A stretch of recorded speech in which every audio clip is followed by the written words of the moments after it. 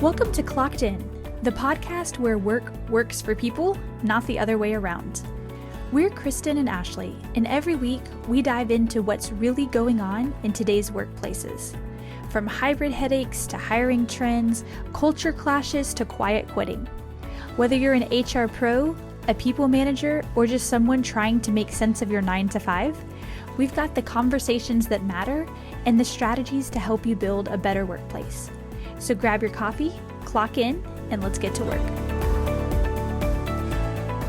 Welcome to this week's episode of Clocked In. I'm really excited to talk about this week's topic because, Ashley, I know this has been almost a personal frustration for both of us. We're going to talk about the perception difference that can exist between those who are working in office and those who are working remotely. And maybe those who are working actually in an office, especially if it's a hybrid setting, or like in my case, we don't have to be in the office every single day of the week and everyone's office hours vary. It can be seen as those who are in the office more are more productive than those who are maybe working from home. So that begs the question for today, do you have to be seen in order to be heard? So Ashley, what are your thoughts? Man, I have so many thoughts on this because this has been such a part of my journey. I currently work remote full-time, and that has been what I wanted to pursue for a while. And so I think that the opportunity to do this is really cool. And it's something that I've made other trade-offs to allow to happen, but I've definitely seen the kind of fallout, if you will, on whether or not you have to be in the office. And so in one of my previous jobs, there was this real unspoken expectation that the only way to be productive was to be in the office, even though it wasn't required to be in the office from 8 to 5 every day. And I remember there were all sorts of comments made directly and indirectly, and it just really kind of highlighted the fact that there is that impression sometimes that the only way to be productive is to be in office, even though I found I was much more productive working from home because I didn't have all the distractions and interruptions. And I was able to actually put my head down and work in a way that was much more interrupted workflow when I was in the office. On the other hand, I've also worked in fully remote environments, and I've seen how that can be done well or how it can be done poorly. And so in my line of work, a lot of the work is autonomous. And so it's okay for me to be fully remote, check in with the team when I need to, give updates, etc. But then it's really, okay, now go do your work. And so I think different kinds of roles can view that remote working engagement differently. But I don't think that you have to be in the office to be productive. I've shown in my own career that it's definitely possible to be productive and churn out work and high quality work that, gets results and drives impact and all those sorts of things, even without being in the office. But I see where that perception is alive and well today. What about you, Kristen? What have you seen? Yeah, so I definitely agree. And I think there's a couple of things that can kind of impact this. So one is obviously the work setting that your organization currently has. So are you all fully remote, or are you hybrid? Or, are some of you working fully remote while some employees are completely in the office? So I think that definitely can impact the perceptions that exist. But I have most definitely seen how there is this kind of, like you said, unspoken expectation or unspoken thought that you really do have to be seen in order for people to know what you're doing. And I have overheard comments that say that, like, well, sometimes you just have to be seen in order to get stuff done. And I understand it, I guess, to some point, and we'll dive more into it, but it definitely is a source of frustration because I'm like you. There are some days where I just need to put my head down and not have to think about what's going on and not have to, get ready and actually leave the house and just get work done and knock stuff out. And those are my really productive days. But I also see the benefit, especially if you are an extroverted person, like to being around and having that social connection with your coworkers and colleagues. I do think there's a lot of benefit to that, but the thought that if you're working from home, you're not as productive because you're not being seen in the office is something that's very frustrating because a lot of the times it is a social setting if you're going into the office, especially if you have maybe a hybrid approach, like you're using that time to connect with your colleagues versus maybe actually get work done, which is fine as well. But actually, our first article I feel like is so interesting, and it is titled, I'll pull it up here, I kept getting skipped over for a promotion. Once I moved my desk to a more visible spot in the office, my career took off. So this one was really interesting to me because actually everybody was working in the office space, it seems like, so all on site. And in this article, the author talks about how growing up, she always thought that hard work was the number one way to get ahead. She was a straight A student. I think she said she only got one B, and so she started working at this architecture firm after she graduated. But no matter how many hours she put into the office, she kept getting passed over for a promotion. And she called out that I think the team that was really making the decisions were all kind of centered together, and her desk was at a separate spot in the office, maybe in the corner. And so she kept wondering, like, why am I being continually passed over for promotions and I'm not getting special projects even though I'm putting in all these hours at work? And so she started to ask people, why am I being passed over? And they said, oh, well, we see all the work that you're doing, so we just thought that you're already being nominated for these things. And so finally, someone told her, you need to move your desk to the center where everybody else is working.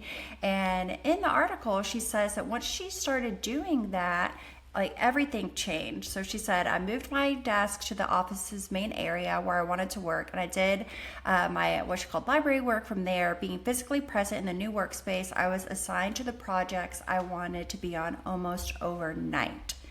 So really interesting, and her takeaway was that hard work isn't always the answer. It's really how you play the game and positioning yourself in a way that can be seen. And in this case, it was a literal, like, physical location for her. So Ashley, what are your initial thoughts to that article? I think that the fact that hard work alone isn't going to drive those promotion decisions all the time is a really hard lesson to learn sometimes in the workplace. And especially as we work with college students, it's the same way, teaching them that, yes, you need to work hard and you need to do good work, but sometimes there is a game to play in terms of recognizing that promotions are often based on both perception and performance. And that visibility, in this case, it was physically moving the desk, but it doesn't have to be that way. It could just be visibility in the workspace, visibility on projects or assignments or special tasks. That creates an awareness of who you are and what you can do. And that awareness is then going to shape your reputation and the levels of influence that you have. And that reputation heavily affects who gets promoted. The system may be set up in a way that's not true, like that you can be productive working remotely. But if the leadership, those that are making that decision, have this idea that it's only being visible that makes a difference, or it's only work done in the office that's really impactful, that's kind of the game that you're playing in, right? And so you can fight against that, or you can, look for a job somewhere else where that might not be the culture. But I think about how visibility can signal both proactivity, so like you're being proactive in what you're doing, but also confidence. And so when you're able to share ideas or share progress or speak up, you're seen as an engaged employee, you're invested, you're ready for more, you're able to be trusted with more. And that's building your brand and showing your leadership potential. But if you're staying silent, even if you're working hard, sometimes that gets misinterpreted as being disengaged or lacking ambition. And it shouldn't be this way. I think especially amongst introverts, it's easy to just want to put your head down and do a good job. And that is part of it, but that's not all of it. And that's kind of the reality of work today, that workplace decisions are made by people. So there's subjective judgment involved. There's politics, there's relationships, there's all these alliances that can exist in the workplace. But that visibility factor really can help build alliances, show what you can do, earn you some sponsors or advocates in the workplace, and help you stay top of mind when opportunities do arise. Yeah, I definitely agree. And I think one key thing that you called out there is that no matter where you work, whether it's a good organizational culture or bad, and the politics are going to be a part of that. And part of the politics, I think, are being seen. And we'll talk a little bit later about how you can actually do that, even if you're working in a remote environment. But I think it's really important just off the start to understand that these perceptions exist and that they may impact how people are viewing your work. And sometimes it's not enough just to put your head down, and you have to kind of learn to play the game a little bit. But this was kind of surprising to me in a way, that just because she moved her desk, now all of a sudden she's getting that visibility, which can be really important. So I think, like what she said, like the hard work doesn't always kind of pay off, or it's not all about the hard work. I feel like that's still important to kind of concentrate on, because even if she had just moved her desk, if she hadn't had that history of that high performance, I don't think she would have gotten the opportunities that she did, that she said she got so quickly.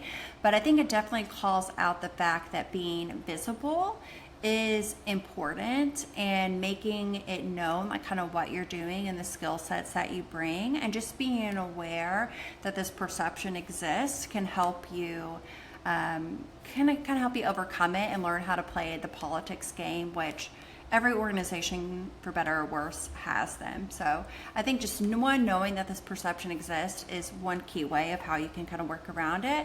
And I know we're going to talk a little bit more about that here in a second, but I think we have another article to review as well. We do. The second one is about Santa Fe's chief digital officer saying that remote work means employees lose the serendipity needed to innovate. So, does remote work kill innovation? Is basically the topic I want to talk about in this "do you need to be seen to be heard" discussion that we're having today. And so, lots of companies doing return to office mandates, all sorts of employee reactions to that. People that have gotten used to working remote, wanting to keep it that way, some wanting to be more of a hybrid role versus fully in office. But I think the real conversation here is around what is needed for innovation and growth. And so I want us to talk a little bit about that, because I think there is a difference between innovation for growth's sake and innovation out of necessity. So a lot of people like to point to COVID as an example of why remote work works, and that, this was a period of massive upheaval. People shifted to remote work very quickly, and then made it work for sometimes years. And so it's like, well, see, it works. But that was a situation of innovation out of necessity. But if you're looking to innovate for growth's sake, I think things might be a little different. And so I'm curious what your thoughts are, Kristen, about whether you need to be kind of shoulder to shoulder with people in order to innovate. Because I definitely have some thoughts on this, but what are yours first? Yeah, like when I first saw the headline for this article, I think I instantly got irritated, to be honest with you, because I think you're absolutely right. Like, COVID kind of forced everybody to be flexible and innovate in new ways. And I think back to, I was working in a completely in-office setting. I had never worked remote before. And then literally overnight, everything was moved to now we are fully remote. And we had to completely rework and innovate all of the processes that we were doing. So at the time I was doing, onboarding, orientations, training, like everything was built to be facilitated in a live environment. And so it was a huge, huge shift, and everybody just picked up, transferred all the HR things to kind of like an online remote environment, and we went with it. And so to me, I think that showed that it is possible to do that. Now, I do think that there is a lot of power of being together in the same room with somebody. I think that we experienced that between the two of us, like over the summer, because usually, we live in different locations and we'll do the Zoom calls and we're working on projects and it's great. But we had an opportunity for a work trip to be together for a few days over the summer, and it just was a completely different feel to it. And I think we got to do a lot more brainstorming and things like that when we were in person. But I think to say that you just completely, like, we couldn't have replicated that in a virtual environment is I just don't think it's accurate. I think it depends on, are you giving people the tools that they need? Are you creating an environment and being intentional? I often wonder, like, and we've had the conversation about in-person versus remote cultures and how much more difficult it is to create that environment in a remote setting because you do lose that personal interaction with people. But when I see things like this that are saying like, oh, you can't really innovate because you're not able, and I think he talks a little bit about kind of like the water cooler talk that plays into it, and that is certainly a big loss that you get. But I just think that companies, if you truly want to be like remote and still innovate, you just have to be intentional about it. Like your leaders have to put places like virtual workspaces in place and processes in place to share, and you just have to be more intentional about it because you are losing that water cooler talk. But I don't know. I think that some of these CEOs, it's like their personal preference to be in office and to be working in that environment. And so they think this is how I work best. So this is how everybody is going to work best. And I think we talked about a few episodes back, like it's always a management problem. So if your company is not innovating the way that you want it to be, take a look at the leadership and say like, what can we do to help them innovate? So I think it's completely false in my mind that you can't innovate as a remote only company. But Yeah, because if that was true, then why would companies be remote only? Like they wouldn't have any innovation happening. And so that's not the case. During COVID, everything would have just kind of died then, right? Yeah. And so, but you saw a lot of online businesses and stuff like pop up during COVID. So I don't know. I think too, yes, in-person collaboration might be easier, but remote collaboration still possible, needs to be intentional. And it makes me think of what's the culture of the organization. So is innovation baked into that company's culture?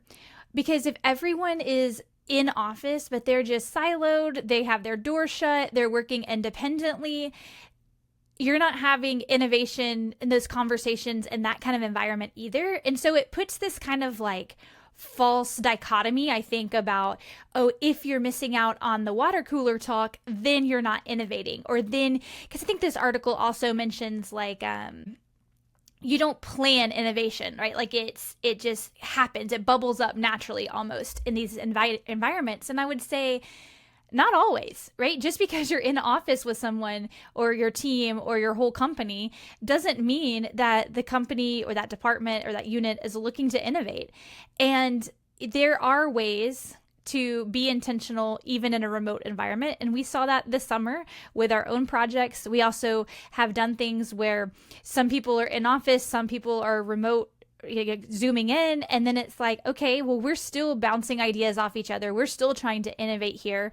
It just took some more intentionality and planned nature of it, but it was baked into the culture. It was the goal of that time to be innovative, to have those conversations, brainstorm ideas, kind of put it all out there, and then sort through and see, what's a good idea or what should be tossed aside. But it really does go back to the culture. And as you mentioned, the leadership, like what is the kind of status quo and what are we trying to do and how do we get there, right? Like it's not just if we're in person, then we're innovative. If we're remote, we can't be innovative. I think that's just not the case. Well, we actually have one final article to cover. So this one is from Forbes and it is titled "Remote Workers Are Overlooked for Promotion and Raises. Here's how you can get noticed." And in this article, they actually talk about how people who are working from home get promoted 31% less frequently in the past year than office-based workers, according to a study that they cited. And they said that research also found that these workers are less likely to receive mentorships, especially women, and that nearly 90% of CEOs reported that they are more likely to prioritize in-office employees for career advancing projects, raises, or promotions.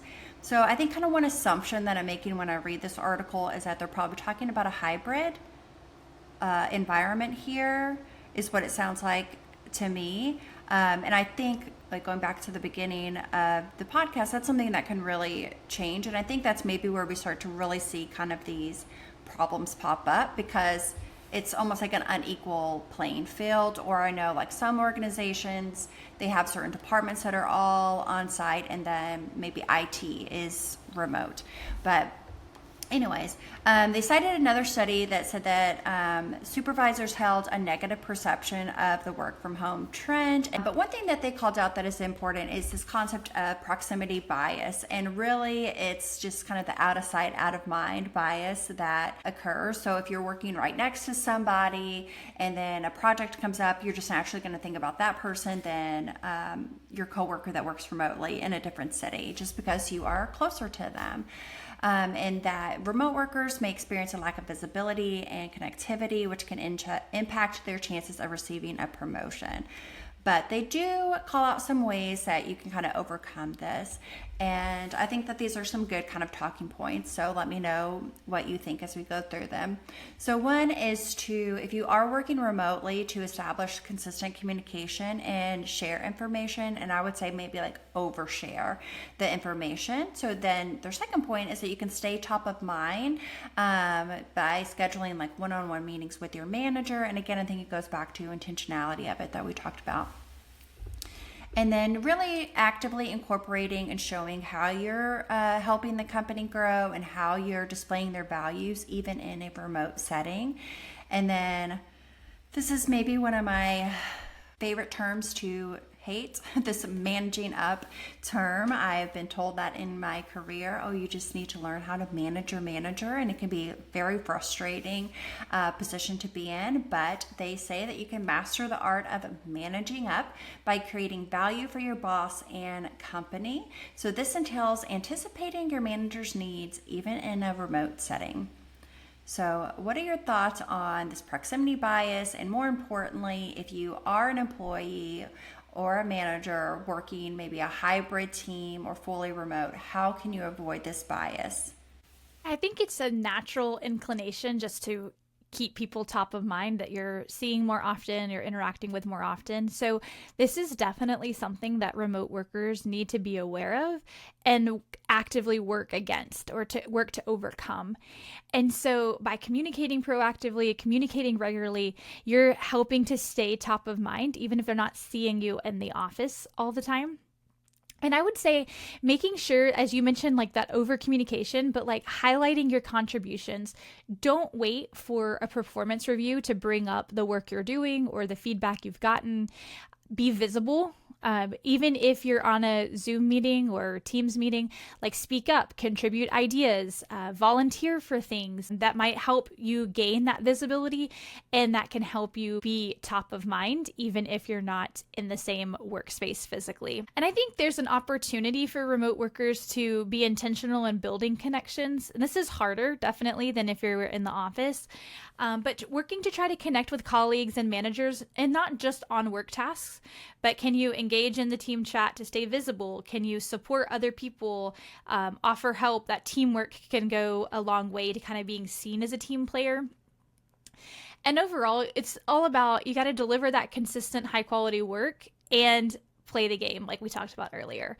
So how can you play the game with the conditions that you're in to stay top of mind even when you're not in the office? One thing I think that can be really helpful with this as well is not being afraid to talk to your manager about what your career goals are.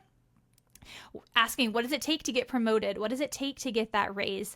And then setting some really clear, measurable goals with your manager so that your performance has objective metrics, keeping those wins documented so that you can bring them up whenever it's time to have those conversations with your manager, or certainly at performance review time. But there's a lot that employees can do, and some of it sounds so basic, but it really can go a long way in overcoming both the lack of visibility and sometimes that lack of connection that can come with being a remote worker. Is there anything that you've seen work in the remote setting, Kristen? Yeah, so because I was thinking I've kind of worked like the full gamut, both fully on site and then fully remote, and then now I would say more of a hybrid approach. And I think that from an employee perspective, you really just have to be intentional. But I think that can be hard for some employees. Like I have worked with people before who are like, well, I'm not going to blast my accomplishments everywhere, and then you have those people who have like no problem talking about themselves and everything that they have done, sometimes a little too much, and so, but I think that there is a happy medium, and I think you have to kind of shift your perspective a little bit if you are working fully remote too. It's not like bragging, you're just letting people know like what you're working on, and also knowing like what has been accomplished by that, and so they can get to know like your strengths, and so then that way, as if there's a project that comes up, they'll say, oh, this person worked on that before, maybe they can help me here. Because really, if you're not in the same room with each other, and you are missing out on the kind of that water cooler talk, which can be important, but you just have to be intentional and overly sharing sometimes what you're doing, especially with your manager. But I think some of the responsibility lies on the manager as well. So obviously, like this proximity bias, and then the perception of, if I can't see what you're doing, then you must not be doing anything at all. Like, find a way to figure out what your employees are doing. Like, I would venture to say, like, it's probably a problem if you don't know what your employees are working on. And not that you should micromanage and know like what they're doing every second of the day, but I know where a previous job, like every week we would have kind of a run through, and my boss would share hers with me as well, of saying like, here's the top things that I accomplished this week, and here's what I'm working on next week. And she would share that with me. So we were always kind of on the same page. And so working remotely, I think that really helped, because if she had a project on her list that I thought was interesting when we had our one-on-one, I could ask her about it. And then vice versa. If she saw that I was working on something and she had input, she could say, oh, here's what I think you should do for that, or here's maybe somebody that you should talk to that could help you with that. But I think it all goes back to, you have to be intentional about it, because you're not going to get what we would call like the drive-by conversations, where someone's just walking by your desk or cubicle, and then they're saying, oh, hey, like, how are things going? Like, and then you start talking about something. So you just have to create those in an environment. And I think as a manager, it is your job, like, you know everybody that's on your team, you know who's working remotely, you know who is in office. It's your job to know their strengths, and it's your job to know how to leverage them effectively. So I think that's kind of one key thing. It all just goes back to being intentional about it, both as an employee, speaking up and finding a way that you could feel comfortable sharing what you're working on. And then as a manager, to make sure that your remote employees are included in the conversations that they need to be included in as well. Yeah, that's a big one. And as someone who has many years of experience working remotely as well as leading teams remotely, I cannot emphasize this one enough. It is the manager's responsibility to make sure that remote employees have equal access to information. This was 100%.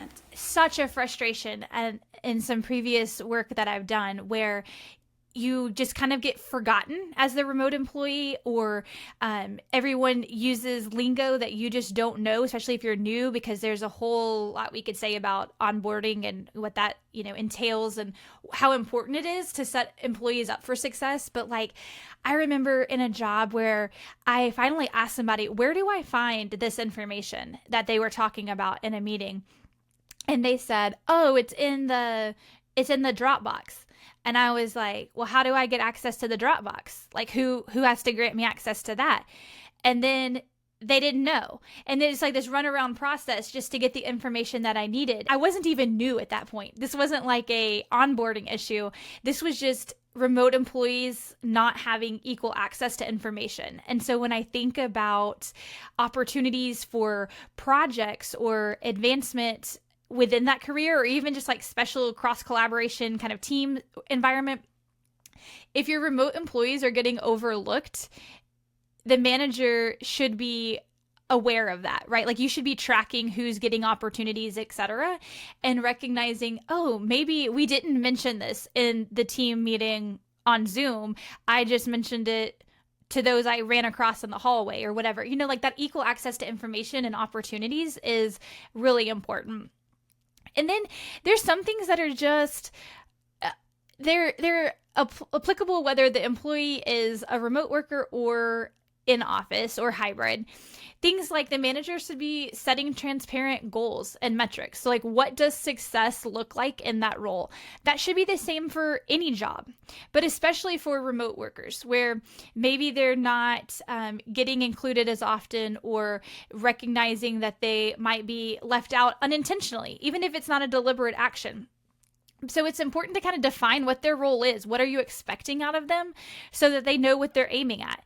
I know sometimes that can be a real frustration with remote work when it's like, I don't even know what I don't know. So I don't know what to ask because I feel like I'm out of the loop. And so I don't know what success looks like in this role. And so that's really a breakdown on the management side as well. And then simple things like if a manager were to recognize contributions publicly. So giving shout outs in team meetings or emails or on Slack or Teams or whatever the case might be, recognizing the work of the remote employees as well. And I see this especially important when not everyone is remote. So I've been in an environment where most of the department was in person and a few of us were remote. And it was very obvious who the remote people were in terms of who got mentioned, who got opportunities, etc. And so even just simple things like public recognition can really go a long way in helping your remote workers feel like they're part of the team, they have the information they need, but also that you see what they're doing, right? So maybe they're over communicating, maybe you're having one-on-one check-ins every week or something like that, can go a long way to helping them feel not only like part of the team, but also that their work really matters. And I think too, like to the point about the lack of information, I think there's sometimes a lack of growth opportunities for remote employees as well. Maybe those high impact projects don't get distributed equally, or just those kind of learning opportunities or opportunities to interact with people in a different department don't always go to remote workers. And so there's an opportunity there for managers to remember their remote workers and offer them those stretch assignments or leadership opportunities as they arise, and just really be intentional about crafting a culture where they are included and they are valued. I think we're definitely at a point where, especially in a hybrid environment, where you may start to see some of these issues pop up. And so while I think it's unfortunate, this proximity bias, and that I do think that you do sometimes have to be seen in order to be heard, but I think if both sides are being intentional about it, you can kind of overcome that remote barrier.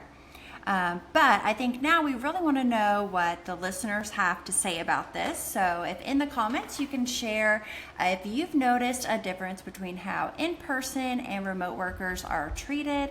Be really interested to kind of see what everybody's experience with that has been. Okay, that's it for today's episode. Thanks for joining the Clocked In podcast. Make sure that you hit subscribe so that you don't miss an episode. And if you loved the show, be sure to leave a quick rating or review. You can connect with us on Instagram or LinkedIn, and those links will be in the show notes. So we're clocking out. See you next time.